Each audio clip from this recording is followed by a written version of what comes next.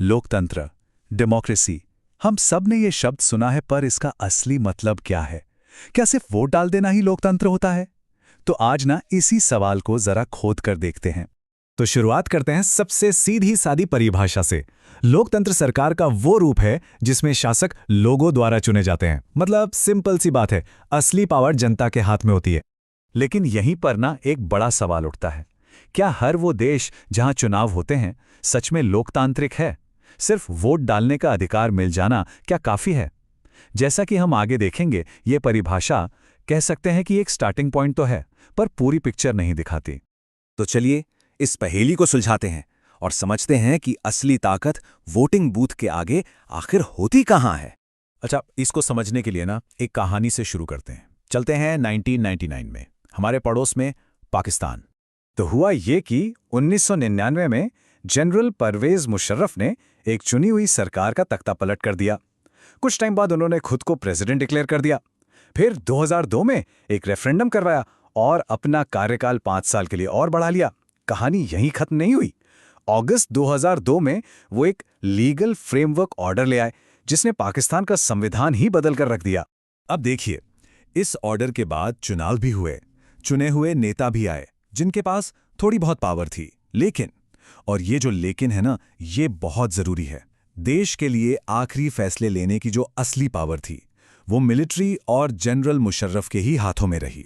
तो पाकिस्तान की इस कहानी से हमें डेमोक्रेसी का पहला सबसे जरूरी नियम समझ में आता है। एक सच्चे लोकतंत्र में फाइनल डिसीजन लेने की पावर सिर्फ और सिर्फ उन लोगों के पास होनी चाहिए जिन्हें जनता ने चुना है। सिर्फ चुनाव करा देना ही काफी नहीं होता। ठीक है, तो पहला नियम तो क्लियर हो गया, पर क्या बस इतना ही काफी है? एक चुनाव को वाकई में लोकतांत्रिक क्या चीज बनाती है? अब बात करते हैं असली चॉइस की, हर वोट की कीमत की और जनता की आवाज की।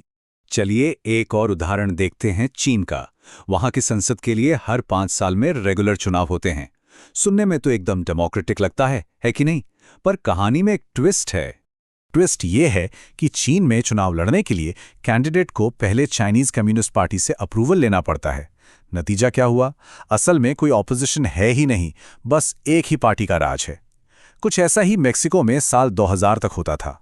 वहां पीआरआई नाम की एक पार्टी थी जो चुनाव जीतने के लिए हर तरह की तिकड़म लगाती थी। कहने को तो विपक्षी पार्टियां थीं, पर वो कभी जीत ही नहीं पाती थी।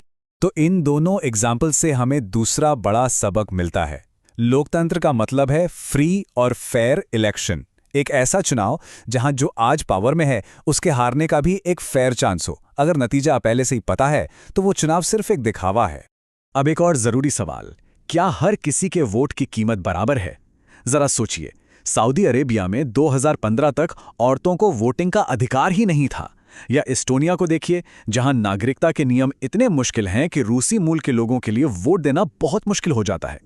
और फिजी में तो एक स्वदेशी नागरिक के वोट की वैल्यू एक भारतीय मूल के नागरिक के वोट से ज्यादा है।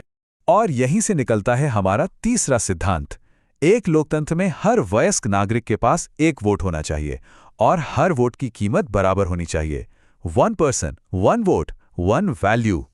ठीक है, तो हमने देखा कि फाइनल पावर चुने हुए लोगों के पास हो, चुनाव फेयर हो और सबका वोट बराबर हो। पर क्या लोकतंत्र का काम वोटिंग के दिन ही खत्म हो जाता है? नहीं, बिल्कुल नहीं। असली परीक्षा तो 2 चुनावों के बीच के समय में होती है, मतलब कानून का राज और नागरिक अधिकारों का सम्मान। इसे समझने के लिए जिम्बाब्वे की कहानी देखते हैं। 1980 में आज़ादी के बाद रॉबर्ट मुगाबे की पार्टी लगातार चुनाव जीत रही थी। वो काफी पॉपुलर भी थे, लेकिन चुनाव जीतने के बावजूद उनकी सरकार धीरे धीरे अलोकतांत्रिक, मतलब अनडेमोक्रेटिक होती चली गई। कैसे? उन्होंने अपनी पावर का इस्तेमाल कैसे किया? उन्होंने प्रेसिडेंट की ताकत बढ़ाने के लिए बार बार संविधान बदल दिया। विपक्षी पार्टी के कार्यकर्ताओं को परेशान किया जाने लगा। पब्लिक के विरोध प्रदर्शनों को गैर कानूनी बना दिया गया। मीडिया पर सरकार का पूरा कंट्रोल था। और तो और, सरकार ने कोर्ट के फैसलों को मानने से भी इनकार कर दिया और जजों पर दबाव बनाना शुरू कर दिया। ये हमें लोकतंत्र की चौथी और आखिरी शर्त तक ले आता है। एक लोकतांत्रिक सरकार सिर्फ चुनाव जीतने से नहीं चलती, उसे संविधान के बनाए कानूनों और नागरिकों को मिले अधिकारों के दायरे में रहकर ही काम करना होता है। तो हमने ये 4 शर्तें तो समझ लीं, लेकिन 1 मिनट रुकिए। सवाल ये भी तो है कि हमें लोकतंत्र चाहिए ही क्यों? आखिर इसमें भी तो अपनी कमियां हैं। क्या क्या शिकायतें हैं? अक्सर सुनने में आता है कि नेता बदलते रहते हैं, जिससे देश में अस्थिरता आती है। ये सिर्फ सत्ता का खेल है, नैतिकता का नहीं। हर फैसले पर इतनी बहस होती है कि बहुत देर हो जाती है, करप्शन बढ़ता है और शायद आम जनता को पता ही नहीं कि उनके लिए क्या सही है, क्या गलत। ये सारी बातें अपनी जगह सही हो सकती हैं, लेकिन फिर भी लोकतंत्र को ही बेहतर माना जाता है। क्यों? इसकी 3 बड़ी वजह हैं। पहली, जवाबदेही। लोकतांत्रिक सरकार को जनता को जवाब देना पड़ता है। दूसरी, फैसलों की क्वालिटी। बहस और चर्चा से जल्दबाजी में लिए गए गलत फैसलों का खतरा कम हो जाता है। और तीसरी, जो सबसे ज्यादा जरूरी है, नागरिक का सम्मान। लोकतंत्र में लोग सिर्फ प्रजा नहीं होते, बराबर के नागरिक होते हैं। इस जवाबदेही का मतलब असल में क्या होता है, इसका एक बहुत ही चौंकाने वाला उदाहरण है इतिहास में।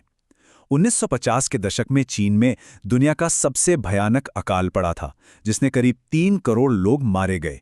उसी दौरान भारत की आर्थिक हालत भी कुछ वैसी ही थी, पर यहाँ ऐसा कुछ नहीं हुआ। क्यों? क्योंकि भारत एक लोकतंत्र था। यहाँ की सरकार लोगों की जरूरतों को नजरअंदाज नहीं कर सकती थी, उसे जवाब देना था। तो इन सब बातों का निचोड़ क्या है? निचोड़ ये है कि लोकतंत्र कोई जादुई चिराग नहीं है, ये एक अधूरा वादा है। देखिए, डेमोक्रेसी हर समस्या का जादुई हल नहीं है। ये इस बात की भी गारंटी नहीं देता कि जनता हमेशा सही फैसले लेगी। ये बस इतना पक्का करता है कि फैसले लेने का हक जनता का है। जब हम इसकी तुलना राजशाही या तानाशाही से करते हैं, तो यह बुरे विकल्पों में सबसे बेहतर वाला मामला है। हाँ, लोकतंत्र में खामियां हैं, ये मुश्किल भी है। इसमें अस्थिरता हो सकती है, फैसलों में देरी हो सकती है, भ्रष्टाचार भी हो सकता है। लेकिन जब हम दूसरे विकल्पों को देखते हैं, एक तानाशाह की मनमानी, एक राजा का हुक्म, तो क्या वाकई हमारे पास इससे बेहतर कोई और रास्ता है?